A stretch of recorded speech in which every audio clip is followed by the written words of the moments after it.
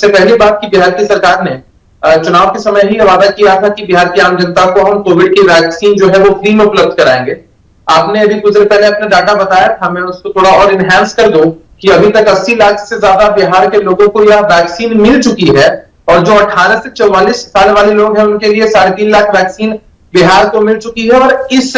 महीने 16 लाख वैक्सीन मिल जाने की पूरी उम्मीद है। बिहार की सरकार ने अलग से 4100 करोड़ का प्रावधान किया है, जिसमें 1000 करोड़ पहले फेज के लिए वैक्सीनेशन खरीद के लिए ले लिया गया है। अब एक बात समझिए कि ये कोरोना जैसी महामारी पहले किसी और देश में आती है, फिर हमारे देश में, प्रदेश में, गांव तक चली जाती है। इसके बारे में लोगों को जानकारी मिलती कहां से है? जानकारी मिलने का स्रोत है मीडिया।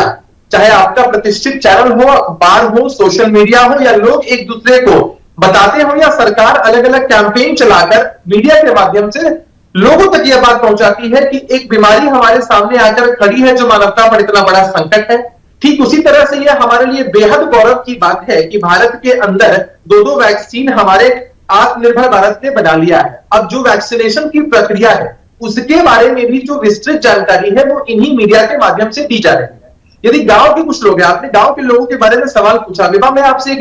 एक अपना जो पर्सनल एक्सपीरियंस है वो शेयर करना चाहता हूं। मेरा गांव जो है वो पूर्वी चंपारण जिले में आता है और वहां पर जो चौक चौराहे हैं वहां पर एक सामूहिक तौर पर डॉक्टर्स आ रहे हैं मोबाइल वैन के तहत और वहां भी वैक्सीन लगाई जा रही है। जो ग्रामीण पढ़े लिखे नहीं है या मोबाइल का इस्तेमाल नहीं कर पाते हैं या इंटरनेट से फ्रेंडली नहीं है, उनको सिर्फ अपना आधार कार्ड लेकर जाना होता है, एक मोबाइल नंबर देना होता है और उसके तहत उनको वैक्सीन मिल रही है। पटना के अस्पताल हो, जिलों के अस्पताल हो, हर जगह यह भी प्रक्रिया चल रही है कि अगर कोई इंटरनेट से फ्रेंडली नहीं है तो उसकी डायरेक्ट भी मदद की जा रही है और इसी क्रम से हम लगातार वैक्सीनेशन को आगे लेकर चल रहे हैं। लेकिन अभी कुछ देर पहले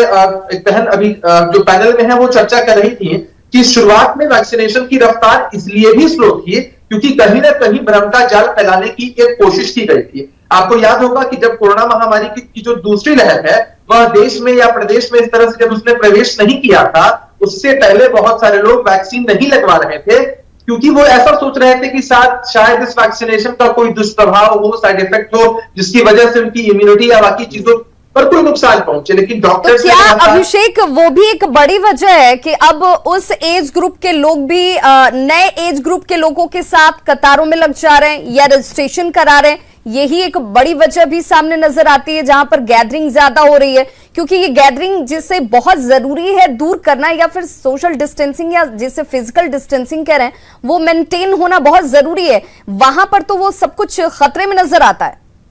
देखिए, निश्चित रूप से विभाग बहुत जरूरी है। आप एक बात समझिए कि स्टार्टिंग में जब लोगों को जागरूक किया जा रहा था कि आप सोशल डिस्टेंसिंग का पालन करिए, बहुत सारे लोग फिर भी अपने घरों में आयोजन कर रहे थे और सोशल डिस्टेंसिंग की धज्जियां उड़ रही थी। प्रशासन इस पर लगातार कार्रवाई करता रहा है। अब मामला यह है ना कि जब तक आप किसी विभीषिका की सीरियसनेस को नहीं समझते हैं तब तक आप उसको लाइटली लेते हैं। अब जब भारत देश में दूसरी लहर आ गई है, इतनी आक्रामक लहर है, इतनी अजीब तरह की स्थिति बन चुकी है, मानवता पर इतना बड़ा संकट पहले कभी नहीं आया है, तब लोग दोबारा जागरूक हो गए हैं, लोगों को अपनी